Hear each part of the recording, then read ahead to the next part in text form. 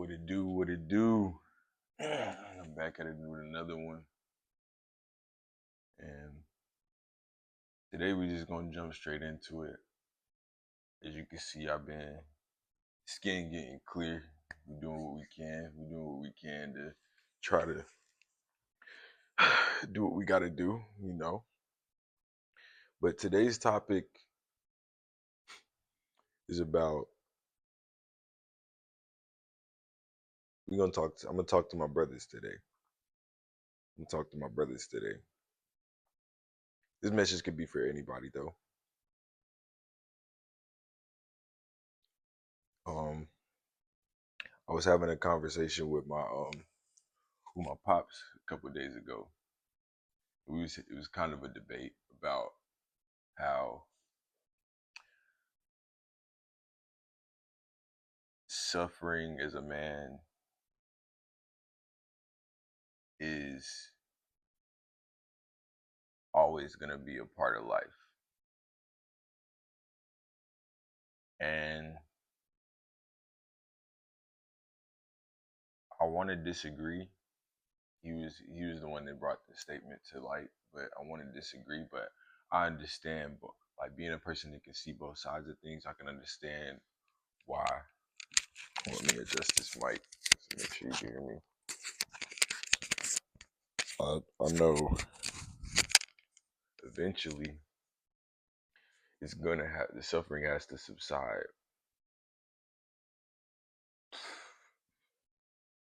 I recently took up a Muay Thai class, and we do sparring, we do like training work with partners and stuff like that. And I don't believe it's. I've only been like 4 days, so I've only been to the class like 4 days.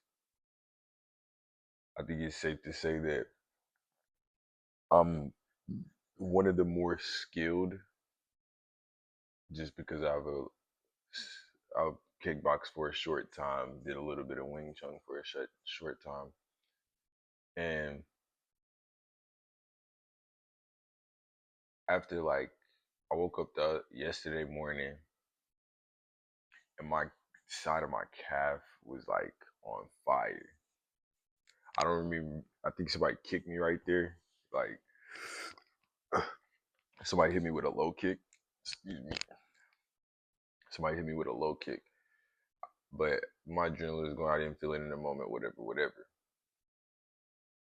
And I realized, in order for me to get good, I have to experience that so that I know when somebody goes for that low kick, I know to,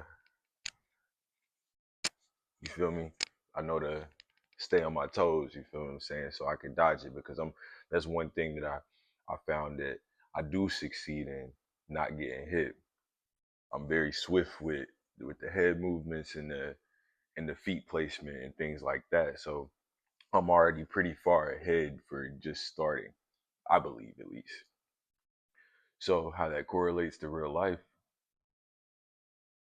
I've been seeing a lot of places, and I was having a conversation on New Year's about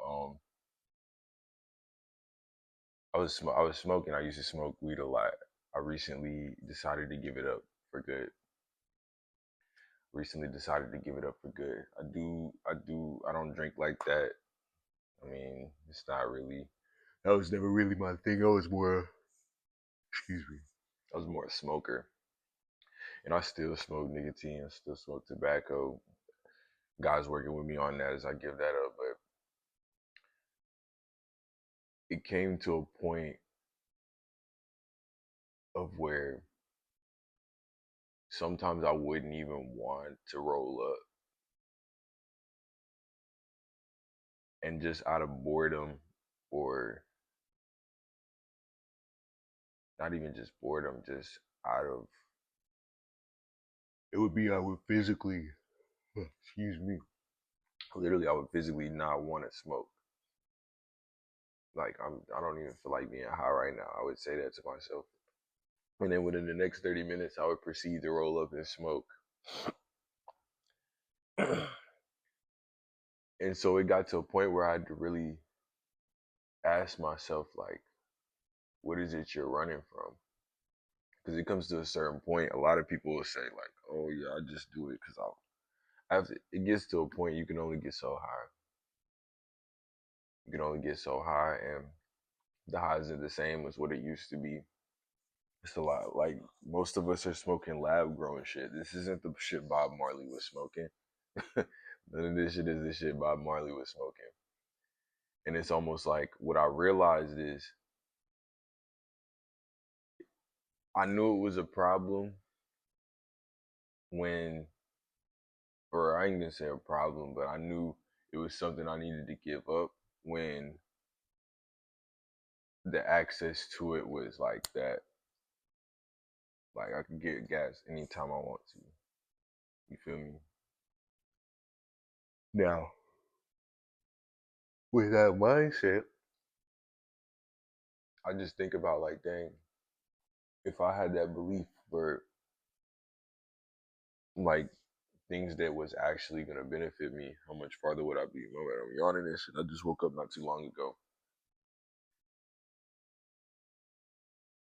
And it's almost like, then I remember vividly about 7, 8 months ago, I asked God to remove the taste from my mouth, take away the taste of weed. And after I prayed for that, I mean, it didn't immediately go away. I kept smoking, whatever, whatever. But then I would realize that it was almost like I would get in this, I would smoke. Even when I would be by myself, it would be even worse when I would be like out with people and stuff. But, and it wouldn't happen all the time, but it would be so sometimes where I literally smoke and I would just get this overwhelming, anxious feeling, like I, because I'm a person that thinks a lot already, as you can see. Like, I think about a lot, and I be by myself a lot, so I have time to think. And I already think so much that it got to a point where, like, smoking weed wasn't benefiting my thinking; it was making me think too far to the negative way, almost to a point where I became comfortable in situations that aren't supposed to be comfortable and not in a good way.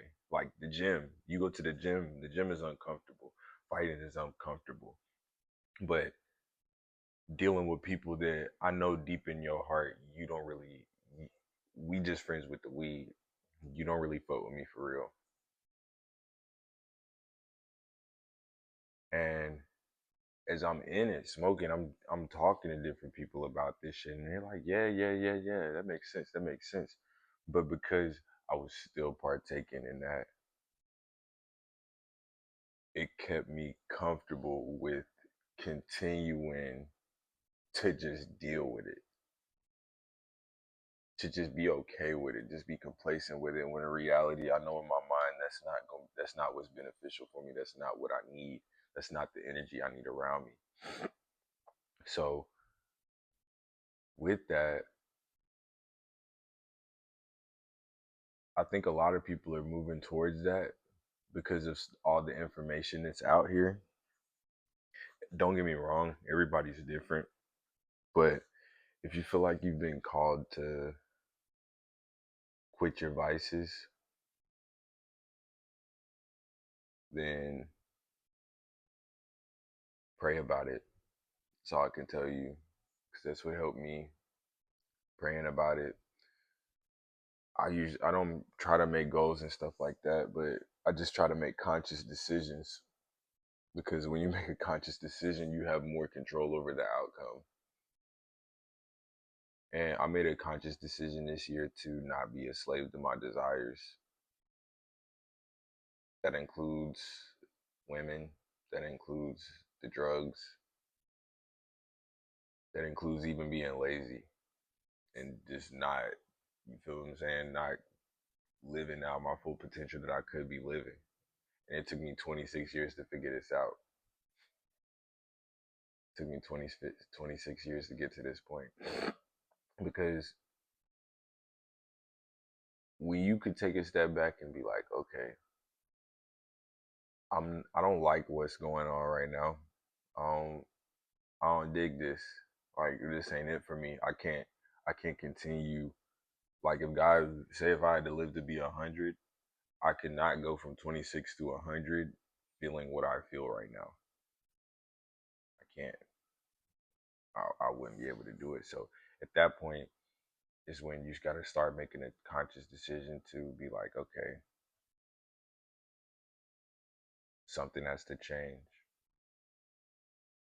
And that's where a lot of people get stuck in a crossroad because it's almost like when you first come across stuff like this, you'll try to do everything in your power to change things outside of you, but then you realize like it's easier to just change you. It's easier to just change you. And like I don't know, maybe somebody needed to hear this message.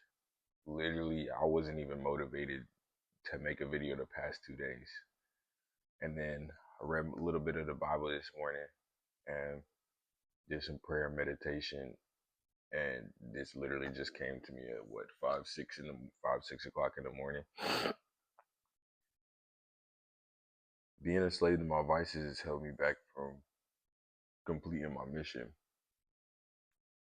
And if I continue to allow that, then God's gonna hold me accountable for that. So that being said, don't be a slave to your own vices. The suffering will end when you stop running. Stop running from the suffering. As soon as you accept the suffering, it gets easier to deal with. You get stronger. The suffering doesn't stop. We just get stronger. But it's gonna wrap this video up for this morning. Pray everybody have a blessed day. God be with y'all.